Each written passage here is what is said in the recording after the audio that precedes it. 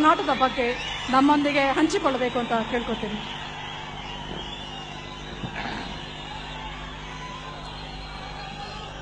ವೇದಿಕೆಯಲ್ಲಿ ಕುಳಿತಿರುವ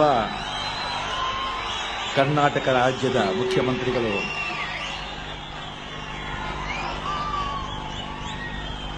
ಅವರಿಗೆ ನನ್ನ ಮೊದಲ ಪ್ರಣಾಮಗಳು. ಮತ್ತೆ ಸದಾನಂದೇಗೌಡ ಅವರಿಗೆ, ನನ್ನ ಪ್ರಿಯ ಮಿತ್ರ ಸಚಿವ ಅಂಬರೀಶ್ ಅವರಿಗೆ, ಜಾರ್ಜ್ ಅವರಿಗೆ, ಚಿರಂಜೀವಿ ಅವರಿಗೆ, ಮತ್ತೆ ವೇದಿಕೆಯನ್ನು ಅಲಂಕರಿಸಿರುವ ಎಲ್ಲ ಸಚಿವರಿಗೂ ಮುಖಂಡರಿಗೂ, ಇಲ್ಲಿ ಬಂದು ಸೇರಿರುವ ಎಲ್ಲ ರಾಜಕೀಯ ತಂಡದವರಿಗೂ, ಚಿತ್ರರಂಗದ ಸ್ನೇಹಿತರಿಗೂ, ಪತ್ರಿಕೆ ಸ್ನೇಹಿತರಿಗೂ, ಕನ್ನಡ ಕುಲಕೋಟಿಗೂ ಎಲ್ಲರಿಗೂ ನನ್ನ ಅನಂತ ಅನಂತ ವಂದನೆಗಳು.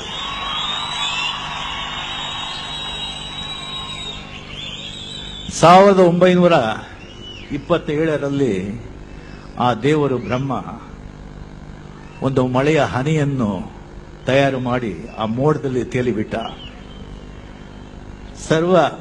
ಆ ಕಲಾ ಸರಸ್ವತಿಯ ಪೂರ್ಣ ಆಶೀರ್ವಾದದಿಂದ ಆ ಹನಿ ತೇಲಿ ತೇಲಿ ಅದು ಇಂಡಿಯಾ ದೇಶದಲ್ಲಿ, ಭಾರತ ದೇಶದಲ್ಲಿ ಯಾವ ಪ್ರಾಂತದಲ್ಲಿ ಬೀಳುತ್ತದೆ ಎಂದು ಎಲ್ಲರೂ ಕಾತುರದಿಂದ ಕಾಯುತ್ತಿದ್ದರು. ಯಾವ ನಾಡು ಆ ಹನಿಗೆ ಬೀಳುತ್ತದೆ ಎಂದು ಕಾಯುತ್ತಿರಬೇಕಾದರೆ ಆ ಪುಣ್ಯ ಕನ್ನಡ ನಾಡು ಪಡೆಯಿತು. ಆ ಹನಿ ಕನ್ನಡ ಮಣ್ಣಿನಲ್ಲಿ ಬೆಳಬೇಕು ಎಂದು ನಿರ್ಧಾರ ಮಾಡಿ ಕನ್ನಡದಲ್ಲಿ, ನಾಡಿನ ಗಾಜಿನಲ್ಲಿ ಬೆಳೆದು ದೊಡ್ಡದಾಗಿ ರಂಗಮಂದಿರದಲ್ಲಿ ಅಭ್ಯಾಸ ತೆಗೆದು ಒಂದು ಸುಂದರವಾದ ಅಶ್ವರೂಪ ತಾಳಿ ಒಂದು ಮನುಷ್ಯ ಅಶ್ವರೂಪವಾಗಿ 1954ರಲ್ಲಿ ಚಿತ್ರರಂಗ ಎಂಗಳ ರಂಗದಲ್ಲಿ ಗುದಿಯಿತು. ನಾಗಾಲೋಟದಿಂದ ಗುದಿಯಿತು. ಮೊದಲು ಆ ಅಶ್ವ ಮೇಲೆ ಸವಾರಿ ಮಾಡಿದವರು ದೊಡ್ಡ ಸಂತರು, ಬೇಡದ ಕಣ್ಣಪ್ಪನವರು. ಅಲ್ಲಿಂದ ಶುರುವಾಯಿತು ಅವರ ನಾಗಾಲೋಟ. 1954 ನಲ್ಲಿ ಸ್ಟಾರ್ಟ್ ಆದ ಆ ಪಯಣ 2008 ಮುಗಿಯಿತು. ಕರೆಕ್ಟ್ ಆಗಿ 54 ವರ್ಷದಲ್ಲಿ ಸ್ಟಾರ್ಟ್ ಆದ ಪಯಣ 2008ರಲ್ಲಿ ಮುಗಿಯಿತು. ಬಹಳ ಸಂತರು ಆ ಕುದುರೆ ಮೇಲೆ ಏರಿದರು. ಸರ್ವಜ್ಞರು, ತುಕಾರಾಮರು, ಕನಕದಾಸರು, ರಾಘವೇಂದ್ರರು, ಪುರಂದರದಾಸರು, ಕನಕದಾಸರು, ಗೋರ ಕುಂಬಾರ ಎಲ್ಲರೂ. ಬಸವಣ್ಣನವರು ಏರಲಿಲ್ಲ, ಏನೋ ನನಗೆ ಗೊತ್ತಿಲ್ಲ. ಅಷ್ಟು ಸಂತರು ಏರಿದ ಮೇಲೆ ಮತ್ತೆ ಜೇಮ್ಸ್ ಬಾಂಡ್ ಕೂಡ ಚುಮ್ಮ ಇರಲಿಲ್ಲ, ಅವನು ಕೂಡ ಏರಿದ. ಅವನನ್ನು ನಾಗಾಲೋಟವಾಗಿ ಕರೆದುಕೊಂಡು ಹೋದರು.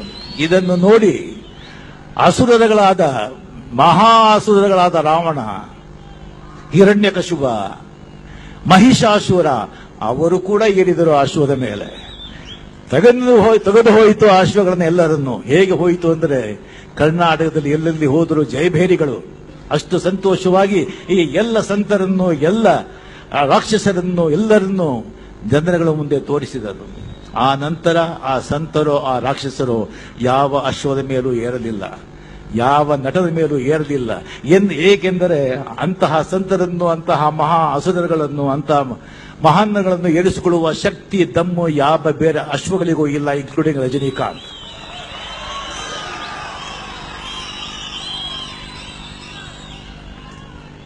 ಬಹಳ ಓಡಿ ಓಡಿ ಅದಕ್ಕೆ ಕಾಲು ನೋವು ಬಂತು, ಬೇಸರವಾಯಿತು.